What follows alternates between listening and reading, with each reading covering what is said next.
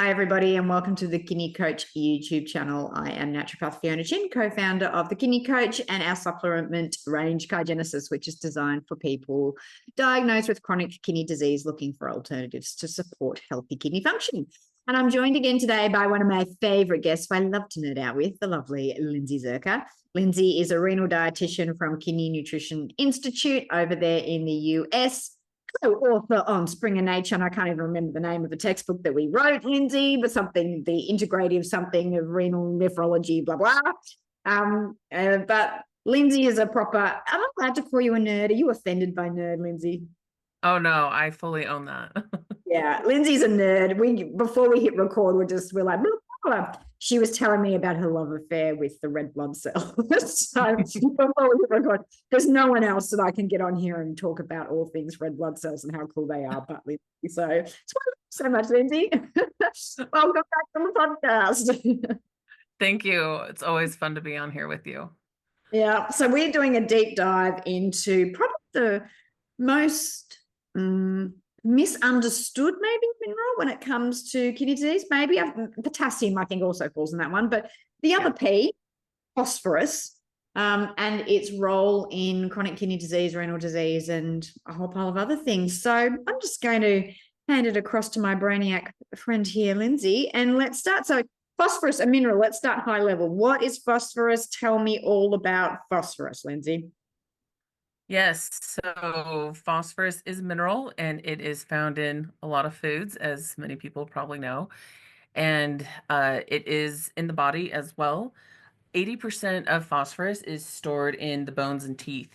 And so that is kind of a helpful thing to remember because I think we've said many times a lot of minerals are controlled by hormones. So serum isn't always our best indicator of nutritional value or like nutrition assessment. Um, and that is true for phosphorus as well because so much of it is stored not in the serum and it is controlled by hormones. Um, but it does a lot of different important things for our body. Like if we, anyone took biology back in the day and we think about ATP, the Mm-hmm. P in ATP is phosphorus. So it's definitely part of the currency of life.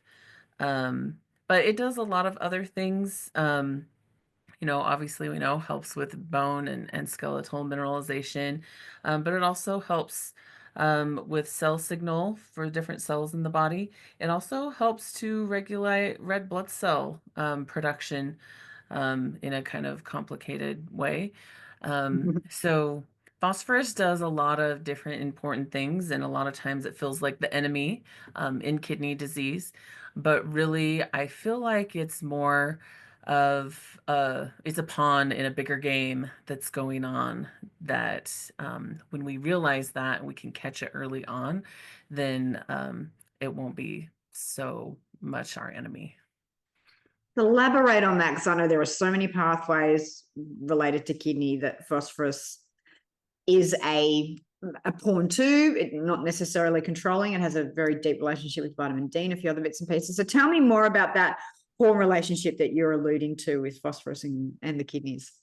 Yes, so kind of like what we were talking about earlier, and I think we've touched on this in other podcasts because I remember we talked a little bit about clotho and FGF23 and vitamin D and stuff, but um, basically in early stages of kidney disease, it seems like phosphorus is fine. It's not until later stages of kidney disease that we see those serum levels get higher.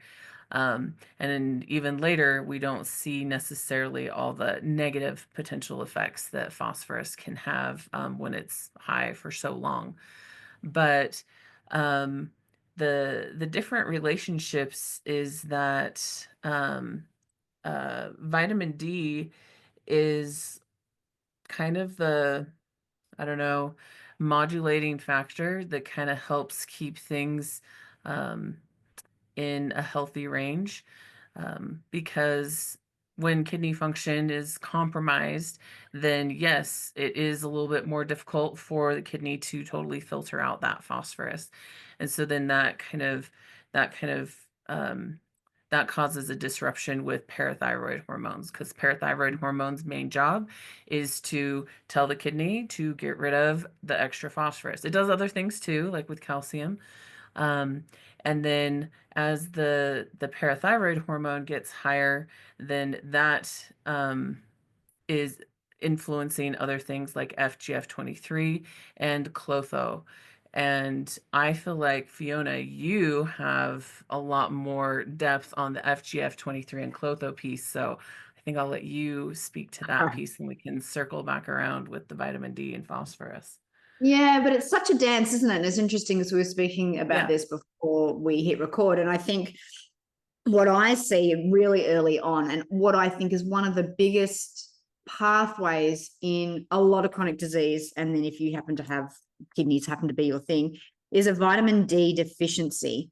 And there are SNPs. So for people that like the genetics, and I know Lindsay and Jess and the team over there teach it. So you've got the VDR, TAC, and a few other genes in there, fork, that regulate vitamin D. And I see a lot of people with these vitamin D genes. So even though we might see normal levels of vitamin D, and I actually think the reference ranges are a little low.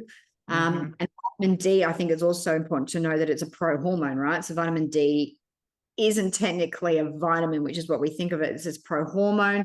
If you go down the rabbit hole of Dr. Jared Cruz and the POMC gene and sunlight and cold exposure will release vitamin D. Like, it's another rabbit hole for another day. So, but I do think because of the way that we live our lives and we're not getting enough natural light exposure, we're not getting outside enough, we get these vitamin D deficiencies, especially with people with more melanin in the skin. You're more prone to vitamin D. So, if you're out of Indian or African descent and things like that, you actually absorb less vitamin D through the skin. Then the vitamin D deficiency seems to set off a cascade where, and I'll let you explain the technicalities behind this, but phosphorus is like a little rowdy child and vitamin D is like the parent. And so when vitamin D gets too low, it's like a crazy child that's not got a parent to look after it. So then phosphorus seems to just get out of control and sort of throw stuff around the house. And then we start to see a change. We see a rise in the FGF23. And FGF23 and Clotho sit on this seesaw. So when FGF23 goes up, Clotho goes down. And we know that Clotho is hugely protective to the kidneys. It remyelinates, it's protective of the nervous system, does a whole pile of things. There's a longevity gene. So if you get this imbalance, but it seems to be, I'm going to blame vitamin D, not phosphorus, but it's like when phosphorus loses its parent, it goes rogue. So that's my very basic understanding of it. And I do think I've always had the opinion, when I wrote the course for the kidney stuff, and like you, when you go down the rabbit hole of red blood cells and things, and I drew a conclusion that long-term chronic vitamin D deficiency that's not adequately treated when you've got vitamin D SNPs can be one of the very early precursors to chronic kidney disease, 10, 15, 20 years before you'll ever see a change in EGFR. And that if we, as a society, we're better at getting natural light exposure and looking after our vitamin D deficiencies, we would be less likely to get a whole host of chronic diseases, including chronic kidney disease. Yeah, definitely. And I think that's a good analogy too, because phosphorus is involved in a lot of things. And so that also means that it has multiple regulators of it. But vitamin D definitely seems to be one of the top things because PTH helps regulate phosphorus and vitamin D helps regulate and inhibit PTH. And vitamin D also helps regulate FGF23, and FGF23 and Clotho work together because Clotho is a co-receptor for FGF23. But like you said, it's also an antioxidant, it's anti-inflammatory. And as CKD progresses, we see Clotho going down. And so we're seeing FGF23 levels rise, and then that causes parathyroid hormone to rise, which causes phosphorus dysregulation. And so that's why I say that phosphorus is a pawn in all of this. It's just being pulled around by these different hormones, and that it's the hormone dysregulation that really is causing the problem.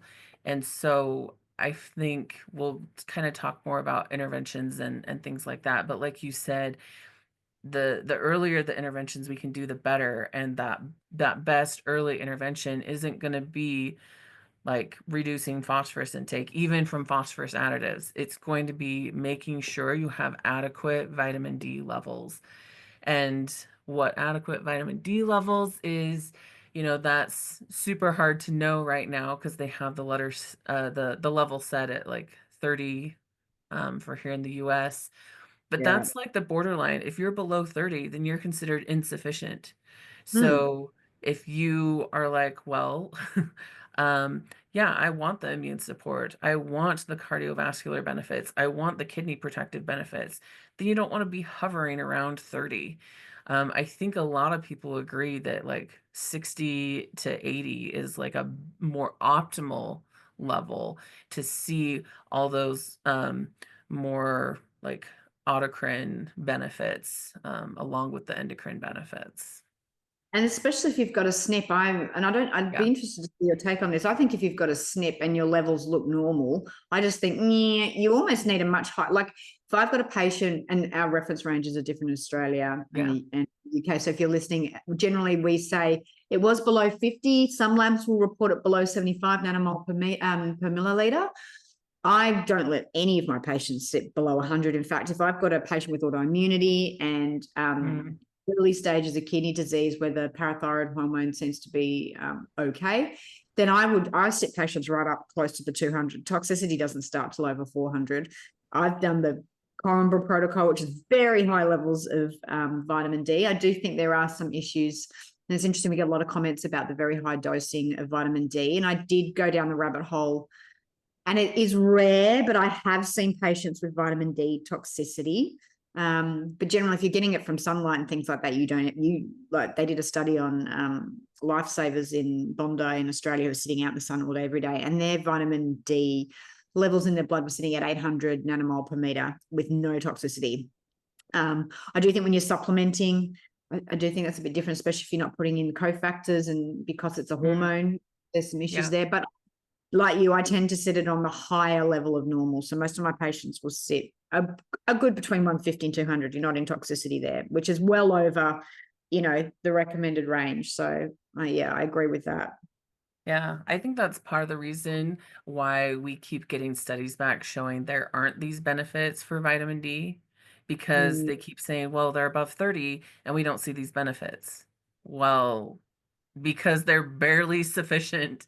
Like, we exactly. need to be looking at optimal therapeutic levels for people. And I think that's a really important thing to keep in mind. And not that this is all about vitamin D, but I think for dosing, because vitamin D does have so many benefits, other research that I've looked at showed that consistent daily doses seem to be more effective, especially for viruses. So Yes. thinking about like COVID and flu season, all that. I know it's really popular in kidney world to get the 50,000 IUs um, of vitamin D like once a month or whatever, and then but those big doses like that, they don't show all the same protective benefits as a regular daily dose. Yeah. So Yeah.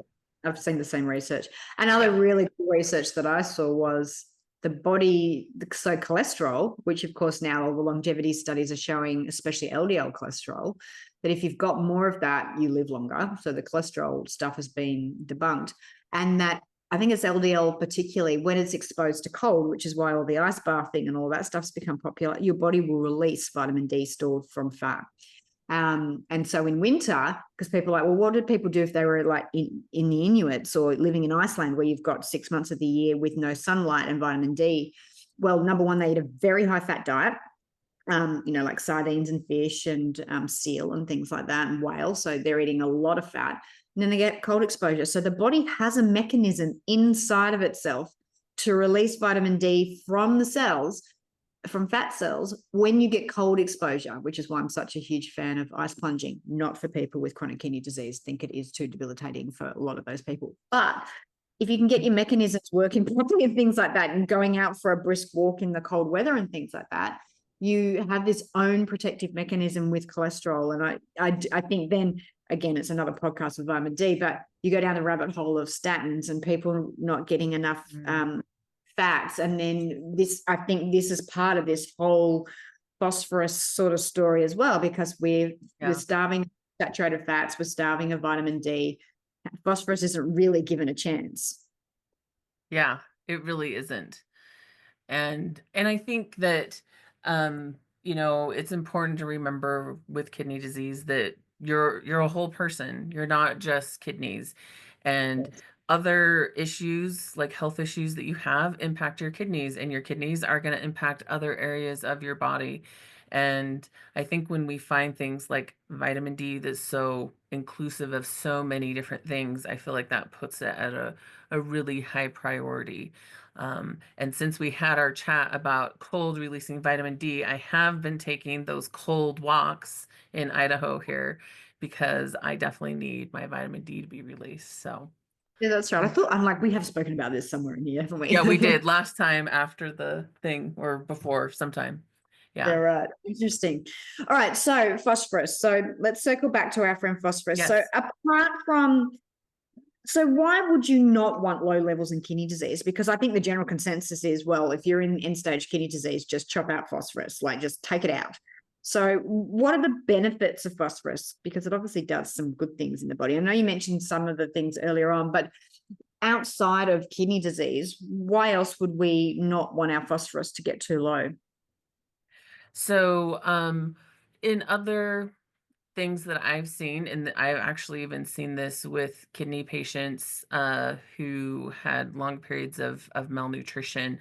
You can get refeeding syndrome, not just from low phosphorus, but from other things where you have too many nutrients shifting out of the cells into the bloodstream to try and keep things balanced. And then that creates kind of a system crash. Mm-hmm. Um, yeah. And so, but yeah, having too low of phosphorus is going to make a lot of things not possible. So you're definitely going to experience a lot of fatigue, but also, phosphorus is really important for healthy bones and teeth. So if you don't have enough, then you're going to have really weak bone matrix, and sad teeth, which, that is a cosmetic issue as well. Yeah. Um, so those are the kind of big things that I think about with phosphorus on a quality of life level. Um, And are there medications that are more likely to either bounce your phosphorus levels high or low? so are you talking about like the phosphorus binders, or you want to talk about other things first? Okay, the Any? phosphorus binders Whoever you are, want to say. yeah. So that's the most common way. If people have too much phosphorus, usually medication, different types of phosphorus binders, which will go into the gut and kind of be like a magnet or a sponge. And after your body has digested the phosphorus, then the phosphorus binder is going to collect it all and bind it up so that you don't absorb as much of it. Um, and there's lots of different types of ones, some that have calcium in them because calcium and phosphorus compete for absorption, but other ones that don't. Um, and interestingly, um, like that's kind of like the biggest focus for how we reduce phosphorus outside of actually like doing dialysis, which removes some phosphorus. Hmm. Um, but phosphorus binders, they are helpful in a lot of ways, but they also can cause a lot of other side effects, which, many people listening may be like, yes, they do. Um, so, like, definitely a lot of digestive issues. Um, which is a common issue, but also they are going to bind up more than just phosphorus, depending on the type of phosphorus binder. So that's going to sometimes bind up fat soluble vitamins um, and other things like that, which cause a problem. And the really awkward thing about phosphorus binders is that even though it's like our main intervention, when they did a Cochrane review looking at phosphorus binders changing outcomes, they didn't find what you thought they would find. Ooh, So filter first of that. all, Cochrane reviews for people who don't know, they are really nice because I like for people like myself who are really bad at statistics and like figuring out like was this research really significant or not? Cochrane reviews do the work for you because they go and they find like really high level research studies that have really similar methodologies, and they kind of combine all the studies together and make like a mega study. And then Mm, they're able to get stronger, more reliable statistics on things. And the nice thing about it is that they'll have a plain language summary about what their review said. So this was done in 2018. So it's kind of old. And I was like, no one talked still. about this at that time. But their plain language summary said in people with stage 5 kidney disease treated with dialysis, sevelamer, which is a type of phosphorus binder, it may lower death, all causes, compared to calcium-based binders, and maybe they'll have less hypercalcemia, but they didn't find any clinically important benefits of any type of phosphorus binder on cardiovascular death, which is the most common cause of death in people who have kidney disease, Hmm? myocardial infarction or heart attack, stroke, fracture, or coronary artery calcification. And those are like the main reasons why we treat phosphorus. Yes. So it And has no so effect on that. that's what makes me think like, okay, Mm. so phosphorus binders really don't have the clinical outcomes that we think. So does that mean there's more of a like an adherence issue, which is possibility? Or is phosphorus truly a pawn, kind of like we said before, it is not the whole picture, and there's so many other things that are causing phosphorus to seem like it contributes to all these things, but really there's a ton of other things or another big thing that we don't even know about. That's so interesting. Okay, well, I'm glad you mentioned that one. Everyone's going to be, Juicy and depressing. yeah, everyone's going to be throwing their phosphorus binders down the sink. So, and it makes sense, though, doesn't it? Because, I mean, look, what is your opinion on this? Is doing dietary intervention as effective, or if not more so, in having an effect on high phosphorus levels than a phosphorus binder? I think it will depend on what stage you're at Mm, because, like, I worked in dialysis for a really long time, mm, and that I had patients who would just follow like a like not even a super healthy diet, but just like they didn't do as many processed foods.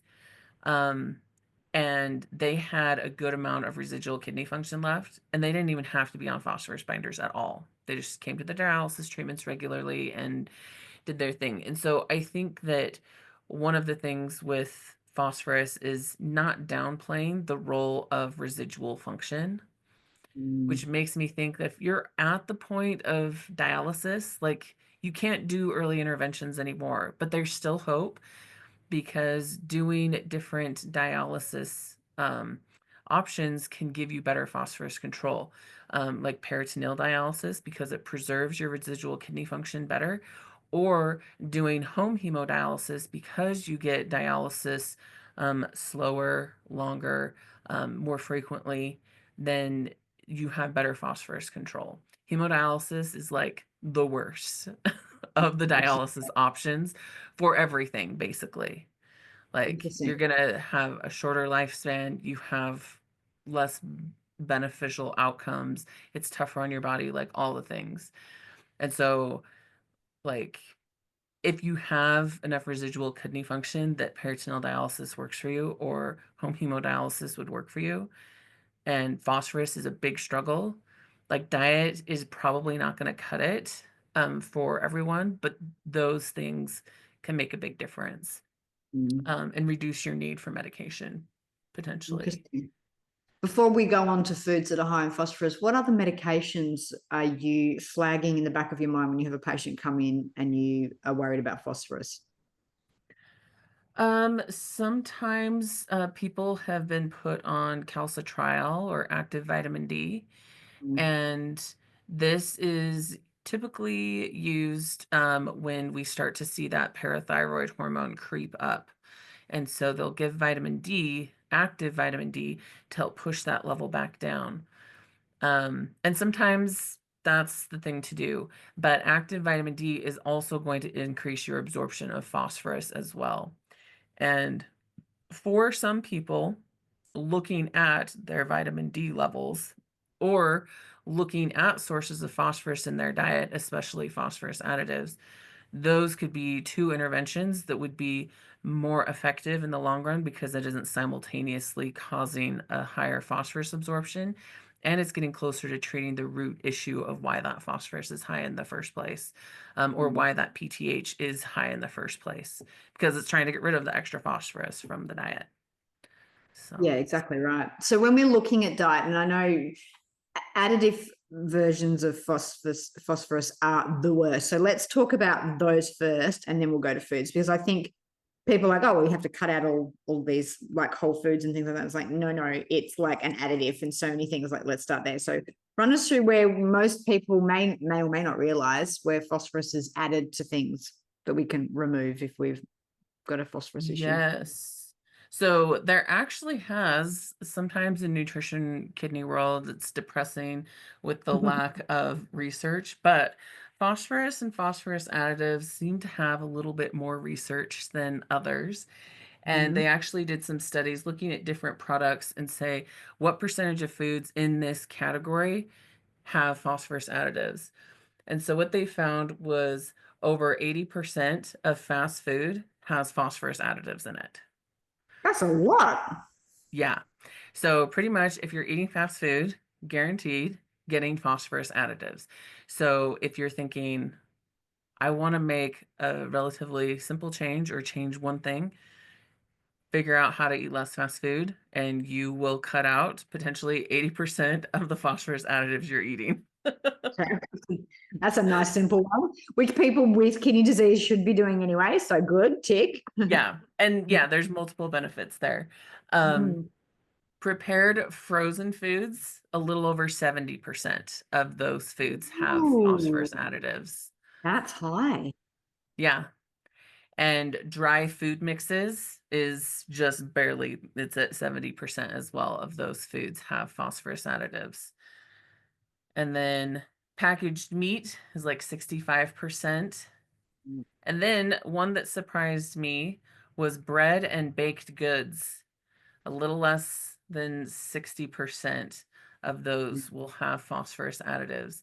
And then we have soup and yogurt, where we're looking at 50 to 55% of those foods will have phosphorus additive in them. Yeah, So, right.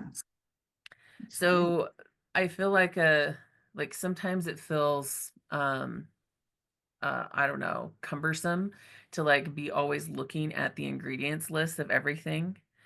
But I think, if 70 plus percent of a food category has the food phosphorus additive in it, then and you don't really like looking at every single food label, then Yeah. I would recommend either eating that food less often. Like I feel like foods that you eat like once a month, those are not going to be contributing high phosphorus loads. So if you're like, well, I love this food, I have it once or twice a month, I would not agonize over that. I would focus on foods that you eat more than once a week. That's going to Mm. be big contributors to your phosphorus load. And I think that's something that as providers sometimes we forget. Like people are dealing with a lot when they have kidney disease. So we need to make our recommendations realistic and helpful, not more stressful. So it doesn't mean you can never eat any foods without any phosphorus additives. Like sometimes they're so ubiquitous, it's hard to Yeah. wade through.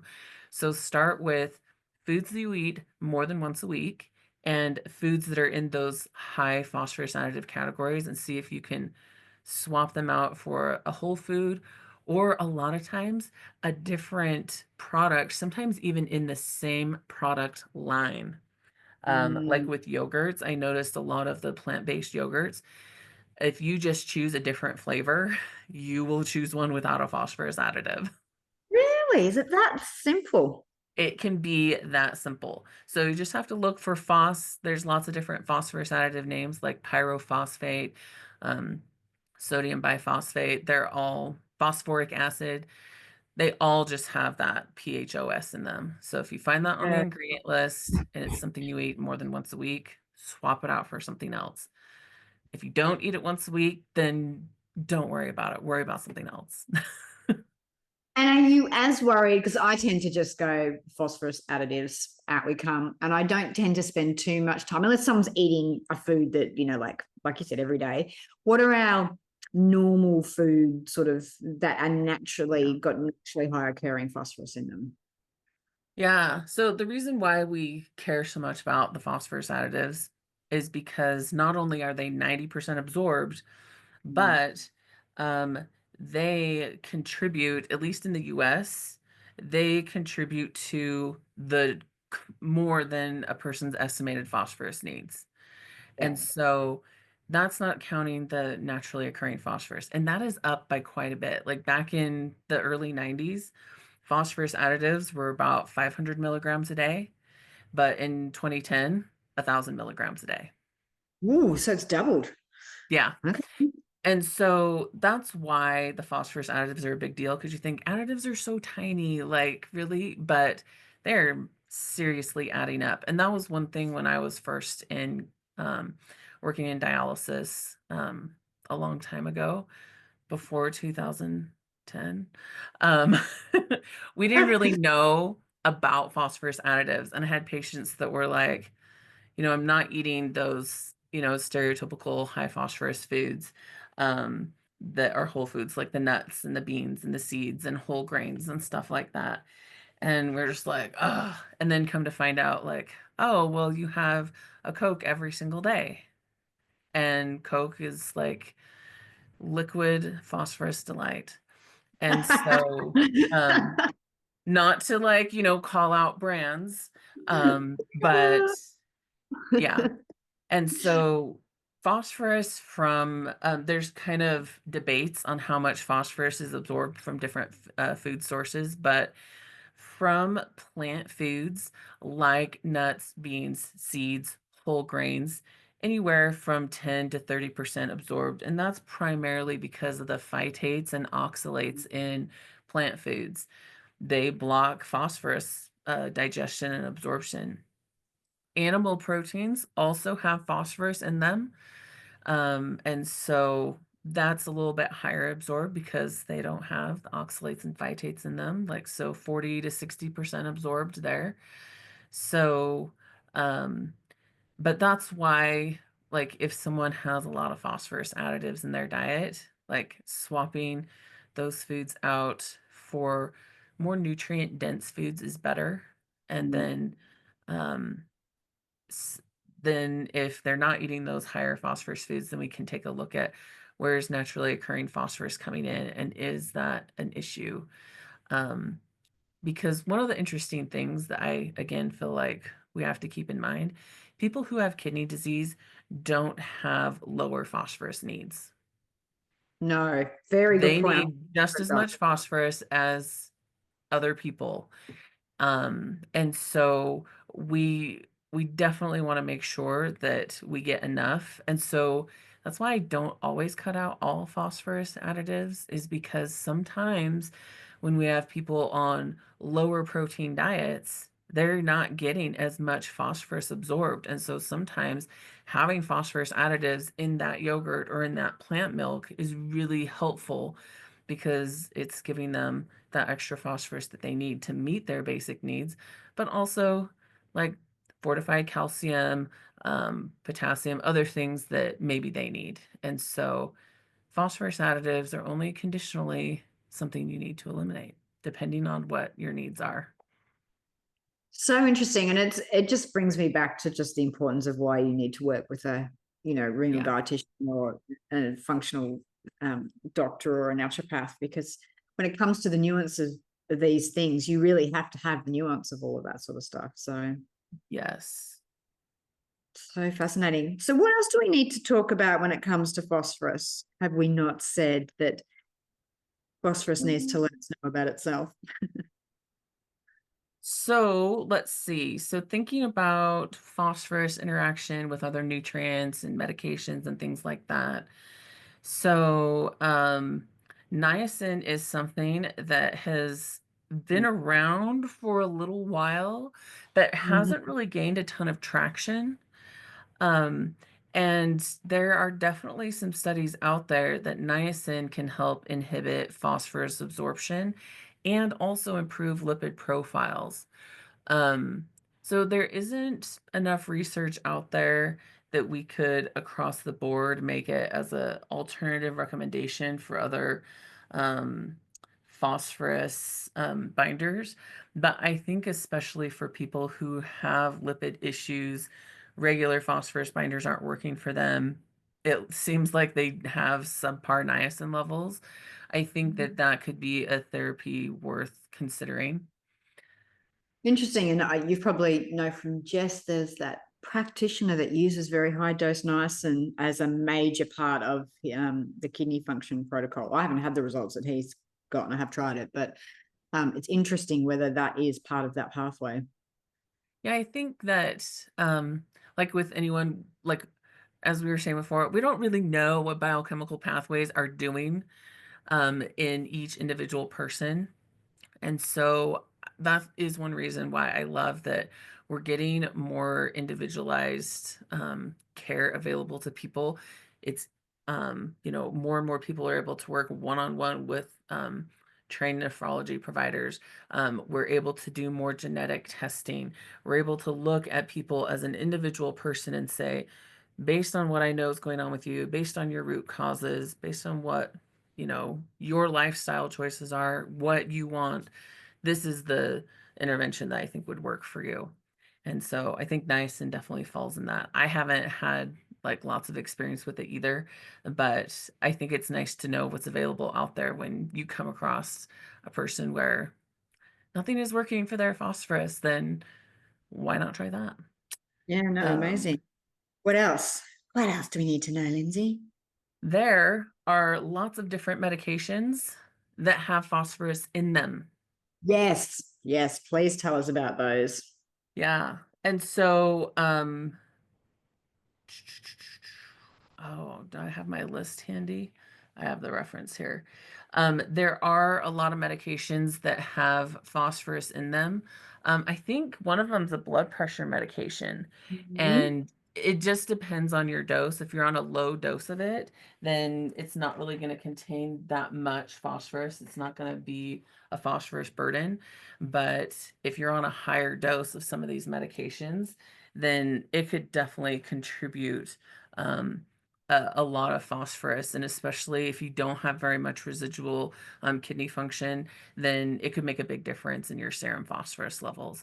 So that's something I think it's always really important to check is just be looking at what's in your medication, seeing if phosphorus is in there, and asking like, hey, did you realize there's phosphorus in this medication? How much is in here? Is this contributing to my high phosphorus load? Because I'd rather eat my phosphorus than, have it from a medication. Um, Let me just look and see real fast if I can pull up the list of some of the other ones. Um, it's in my book that is a weapon. Wow. Yeah, you don't want to go having that in your handbag and swinging that around. I know, if only my handbag was this big. Um, I might just have to give you a link for We the can do that. We can medications put it in that the have show it. notes. Yeah, I'll just send you a link for some of the studies because they have like nice big charts in there. I should have had that ready. Well, But yeah, so that's one thing to check. Um, some of the other things about phosphorus is okay, there are, okay, so we talked about phosphorus additives versus naturally occurring. One of the things that I thought was really interesting, it's in an article called Fostering, uh, let's see, what's the name of that article? 32. Fostering a clear message, the evolution of dietary phosphorus management in kidney disease. It's by Annabelle Beirut and some of her colleagues. I really like her stuff. But she talks about how, yeah, helping people manage their phosphorus is confusing and conflicting. And she brought up the concept of phosphorus richness versus phosphorus density in foods. Mm. And I was like, I just read this last year and I was like, what is this talking about? What does this mean? So they provide the example of milk. So we have a skim milk, which in 1 cup has 263 milligrams of phosphorus on average. Everything's going to be a little different. And then we have whole milk, which has 251 milligrams of phosphorus per cup. So Mhm. really not statistically a difference in the amount. But if you look at the amount of phosphorus per calorie instead, for skim milk, you're looking at 315 milligrams of phosphorus per calorie and only 168 milligrams of phosphorus per calorie. And Right. I feel like that's a really interesting way to look at phosphorus, especially as we're shifting from restrict, restrict, restrict, and we're shifting towards let's have you be a nourished person. Then Mhm. looking at the amount of phosphorus per calorie that you're getting may be a little more helpful. Unfortunately, this is such a new idea that there's like no databases that make that easy for you to do, besides Right. just calculating it yourself. But that's Hmm. something kind of to consider if you've kind of done all the really easy, like common things for trying to balance your phosphorus. Maybe consider, how much phosphorus per calorie am I getting here, and have your dietitian sit down and talk with you about it, and have them read the article so they know you're not making up weird stuff. But I'll leave the article in the show notes. yeah, so it could be a really helpful piece. Um, but I think that um, those are kind of the big points around phosphorus.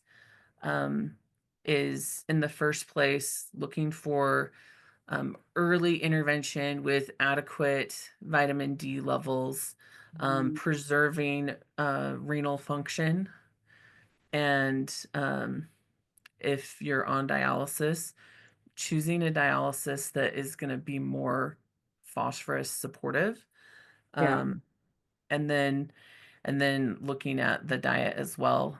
And truthfully, if you're eating a primarily whole foods diet, it's really difficult to go crazy on phosphorus.